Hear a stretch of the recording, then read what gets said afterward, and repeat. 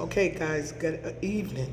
Because it's after 4 o'clock. So this is going to be I got a story to tell part two, and this is going to be what led up to Downey's Homes of Elizabeth City stealing my land. So now we in 2014, y'all, and I'm saving up every dime, and I'm taking every step forward and backwards, and it's just crazy because I go 2 steps up and fall back down. A step or two and 5 steps up. So you know how it is. I'm on a fixed budget. I'm on a fixed income, and I'm trying, and I'm just overwhelmed. At around this time, my mom's died. My mom's had a drinking problem, and she did. She had a drinking problem, and she passed, and she didn't have insurance, guys. She didn't have insurance, and she didn't have money saved up. And as I told you guys, I had opened up a CD. So I had to go break it because I was burying my mom's. So, I went and I broke the CD, and there was a penalty, and I took out whatever I had in there. Whatever it took, I took out the money, and, I paid for her. God bless her soul.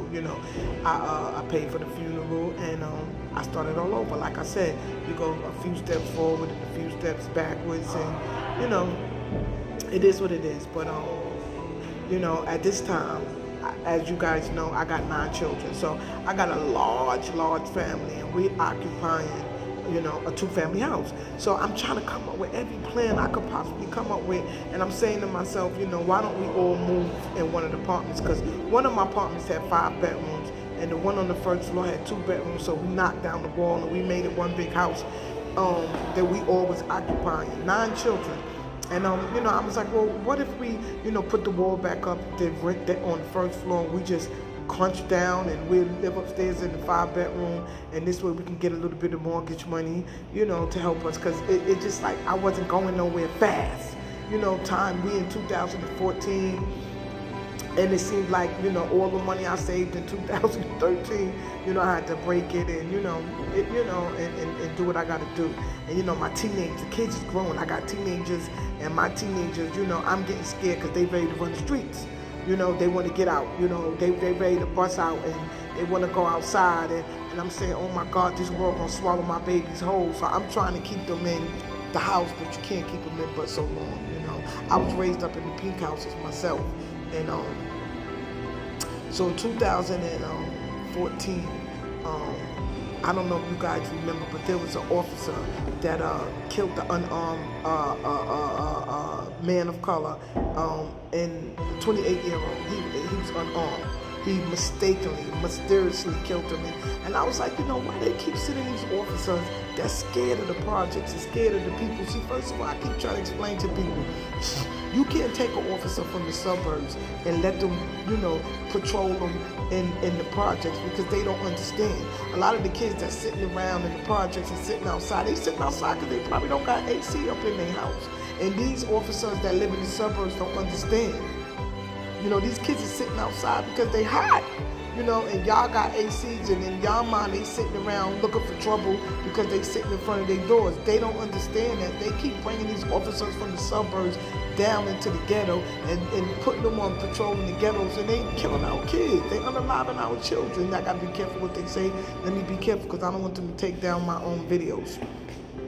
So I was raised up in the pink houses, and it hit me hard, and I was like, oh, I hope it wasn't nobody I knew, and, with the grace of God, it wasn't, even though it wasn't somebody, it was somebody's child, somebody's nephew, somebody's father, this young man was 28 years old, and they mistakenly unalived him because he was in the hallways. It just was a horrible situation. Yeah, and that was the same year, 2014, Bill de Blasio.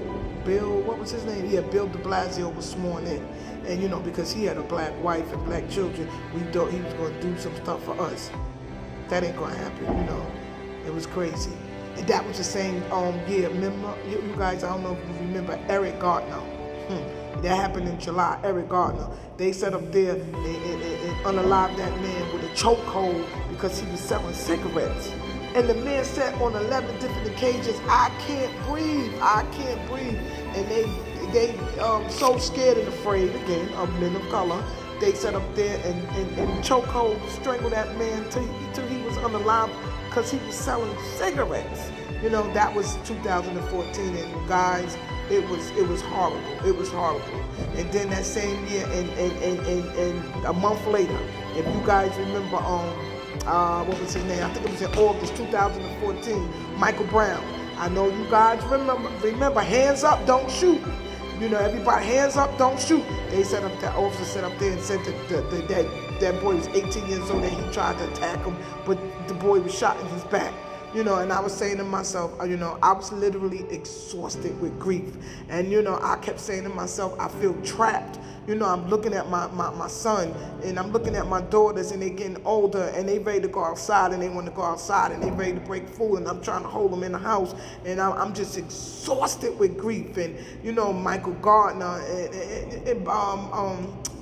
Gardner and Brown, and this is back to back to back to back. And I'm saying to myself, please, please, please, I don't want to, please, I have a lot of kids. I don't want none of my kids to be taken away from me, you know? And I was done. I was like, I got to get out of here. I got to get out of Brooklyn. I got to get out of New York. You know, nowhere to go, nowhere to run, nowhere to hide. It was just horrible. And I remember, this is a true story.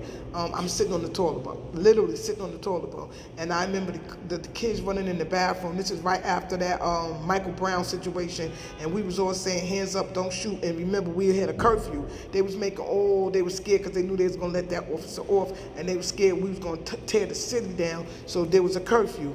And one of my little cousins, Marquise, was on his way to my house.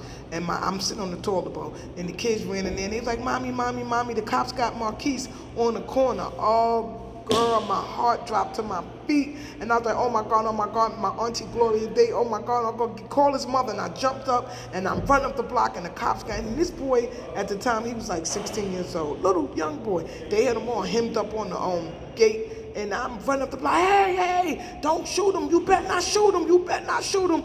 And he looking up at me, and the fear that was written across his face. Y'all, when I tell y'all, my heart dropped in my feet. I was like, what's going on? Don't y'all shoot him. Don't y'all shoot him. The cop looked up at me, and I said, what you doing? What you doing? You better not shoot him. And he was like, no.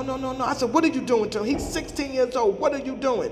And he was like, and I said, what happened, Marquise? He said, nothing, Cousin Ty. I just was walking up the block, and the cops threw me up against the gate and started searching me. I looked at that officer. I said, you dirty mother, you know what? I said, don't you touch him.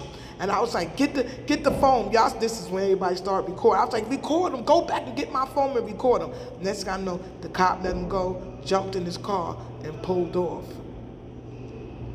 And when I tell y'all, it took me about 2 hours to come back to earth. I was literally on 100.